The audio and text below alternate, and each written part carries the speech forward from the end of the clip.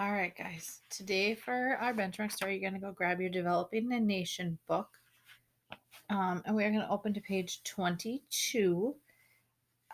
This story is kind of like the one from last week. On page 22, the story starts with the Oregon Trail. And like we already know from class, our week 3 story is a really long story. So we're going to read part of it today and part of it on Wednesday. So don't be nervous. All right, I want you to follow along with me. Here we go. We're on the top of page 22, paragraph number 1, called the Oregon Trail. In 1803, President Thomas Jefferson purchased the Louisiana Territory from France. The Louisiana Purchase doubled the size of the United States, opening up the West for settlers. First, the region had to be mapped. So in 1804, the Lewis and Clark expedition was tasked with the job of surveying the region and charting its rivers. So basically, their job was to go out and to explore and to figure out what was there and make a map because no one had been there before. This was like a new purchase. Paragraph 2. The mission was a success, but their land route would prove too difficult for wagons. The passes across the Rocky Mountains could be traveled only on foot or on horseback. So beginning in 1810, fur trappers and traders began carving a new trail out west. With the new trail, people could travel west faster by land routes. So we'll look at these graphics on the bottom, the photos and the captions.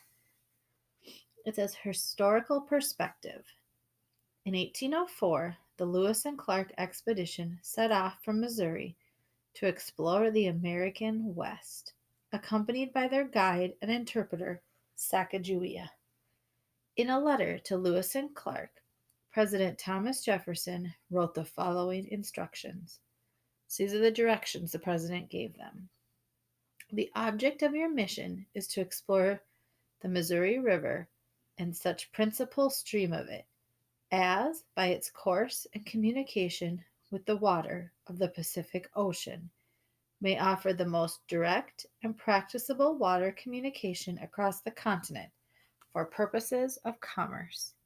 So basically, he wanted them to start over here at the edge of the green and the yellow, go all the way over here to the Pacific Ocean, and follow the water, because at this time, the easiest way to move things was by water, and people needed to live by water. So he wanted them to follow the water all the way out to the ocean and figure out what was there so they could build businesses and towns, and they call those things commerce.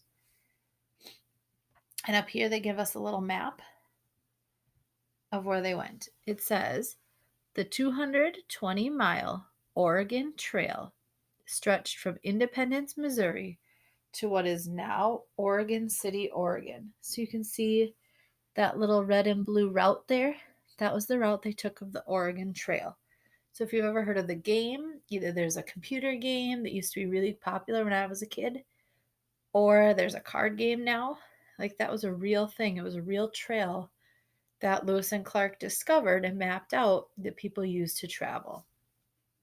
So here we go with the migration begins. Paragraph 3.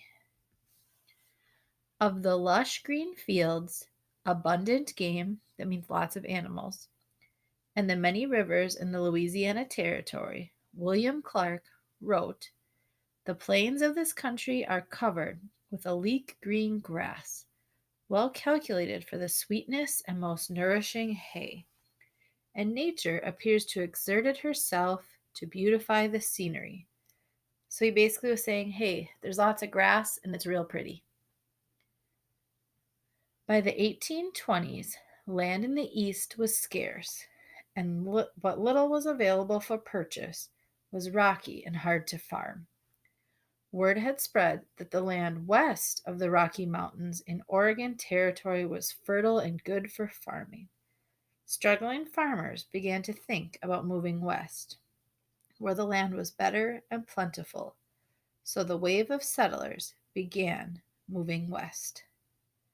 So all this land over here was kind of getting used up, and they heard, hey, it's real good right over here. So they all started to go because they all wanted better land and better crops to support their families. Down here, paragraph 5.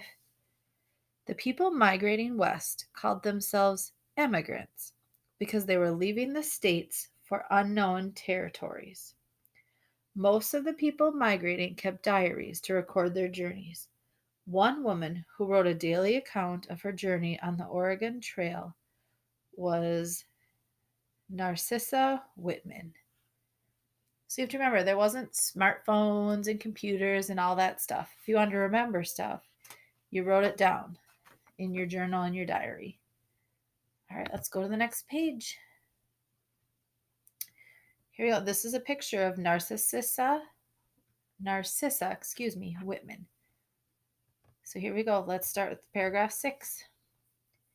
In 1836, Whitman and her husband Marcus led a small expedition from New York to Oregon to find a mission in Oregon Territory.